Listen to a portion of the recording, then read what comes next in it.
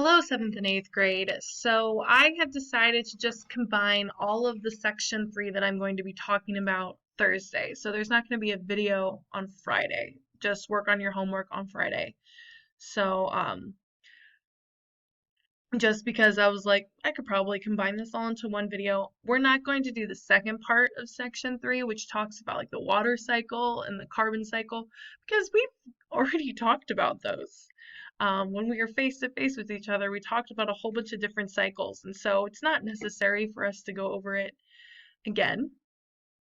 So I'm going to I'm going to continue to like energy pyramids. We're on page 324. Section 3, Energy and Matter. So page 324, Section 3, Energy and Matter. So we have some agree or disagree questions. Agree or disagree? Most of the energy used by organisms on Earth comes from the sun. Agree or disagree? Hopefully you said agree, because most of the energy used does come from the sun. We're going to talk about energy flow and food chains and food webs, but the bottom of it are our producers, which rely on energy from the sun in order to make their own food. The last part is both nature and humans affect the environment. Agree or disagree? Yeah, agree. Once again, they do affect the environment. They can cause it to change and cause it to be different. That's dealing more with the cycle section that we're not going to talk about, but yeah, agree. So if you're looking at page 325, you'll notice at the bottom there is a circle or a cycle, like arrows going around in a circle and then arrows going around in a line. So energy in itself moves in a flow and it does not return to its source. We're not giving energy back to the sun. The sun just gives us energy. And so energy in our world moves in a flow. It's a line. Energy is moving in a line versus like a cycle, which is what matter moves in. Like water, there's a water cycle, there's a carbon cycle, there's a nitrogen cycle. But energy is not matter, if that makes sense. And so it doesn't move in a cycle, it moves in a straight line. Organisms are classified by the way they get energy. We have two broad categories of producers and consumers, and then decomposers even, but our book doesn't completely go in. I think it lumps that in with consumers. And almost all energy on the earth does come from the sun. Specifically with producers. Producers are those organisms that are able to take the energy directly from the sun and turn that into food, or take, sorry, I'm flipping my book.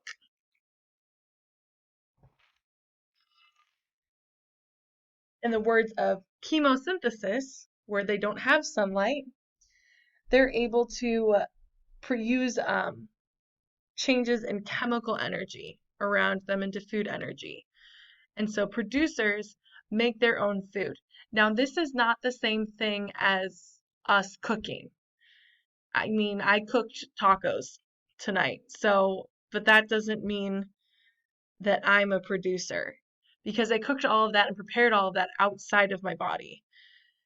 A producer would be like if I were to go out into the sun and be like, that's tasty, even though I didn't actually consume or eat anything. So we're not producers, even if you can cook. That doesn't matter. Producers are things like plants, some types of bacteria, and some types of protists. Chemosynthesis happens on the seafloor. Photosynthesis, we talked about that last chapter, so you should be pretty familiar on that, mainly in photosynthesis in plants. It's time for the Dutch phrase of the day. So one of the things that you should always learn how to say in another language is thank you. And so this is how you would say thank you in Dutch, and it's not pronounced dank je wel. Dank je wel. Dank je wel. Dank je wel. Can you say it? Ooh, alsjeblieft. I just said you're welcome. Dank je wel. It's a fun phrase to say. So make sure you write that down for your homework on Friday. Dankjewel. All right, let's continue. When it comes to consumers, these are organisms that cannot make their own food. They rely on getting food through different ways, and there are 4 different types. Herbivores are not producers. They don't make their own food, but they eat producers. They only eat plants. So those are herbivores. We see that in the right there, herb. So that tells us plants related. We have carnivores.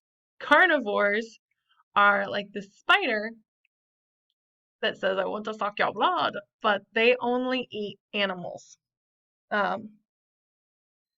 Only other consumers, if we want to be more specific. So only other consumers, they don't eat producers, just consumers.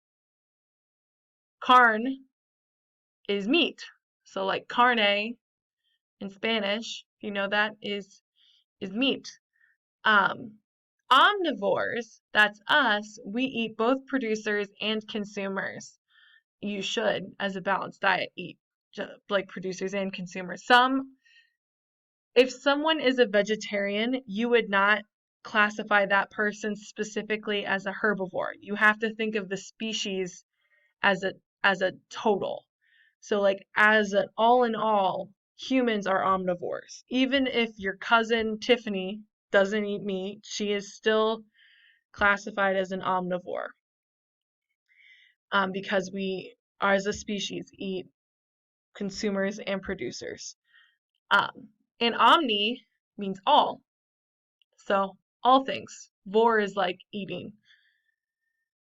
Scavengers, your book calls detrivores, which I have heard also. They eat bodies of dead organisms.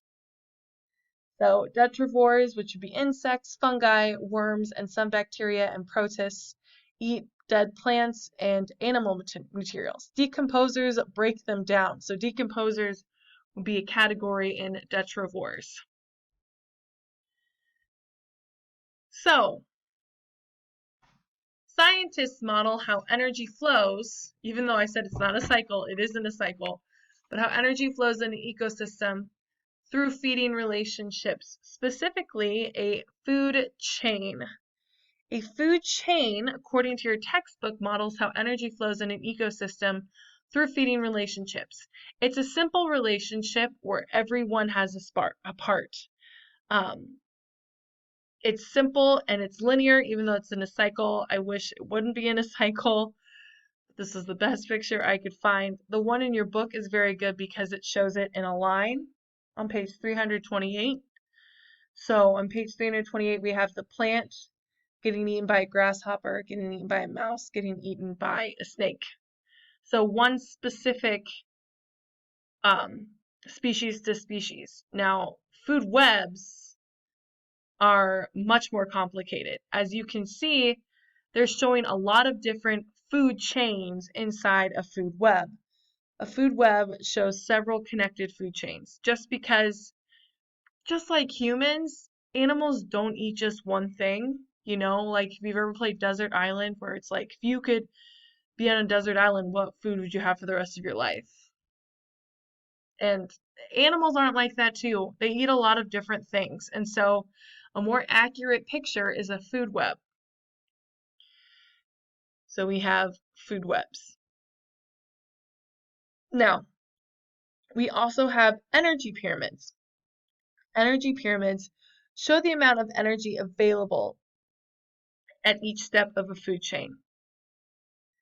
So your book on page 329 has a picture of an energy pyramid.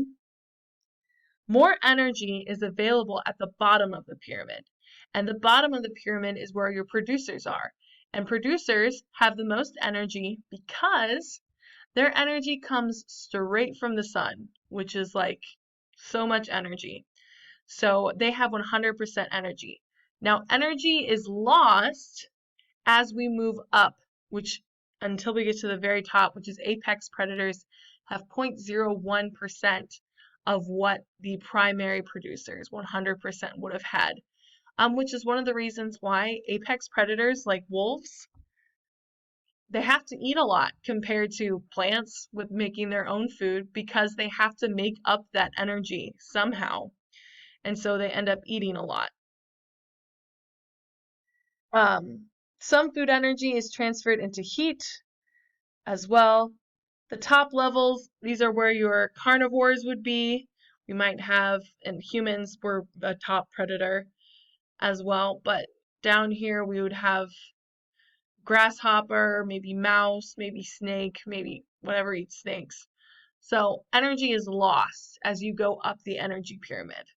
As we go from producer to consumer, energy is lost as heat, and producers have the most energy, which makes them very important. We need producers in our lives. We need plants. We need trees. We need organisms that not just for the air, but for the energy. And they're the basis of food chains and food webs. So producers, very important. More important than consumers, if you ask me. And that's where I'm going to stop section 3. So you can work on the homework on Friday. You don't have to watch a video, even though I'm sure you're going to miss these. But yeah, you got this. Dankjewel. And I hope you have a great day.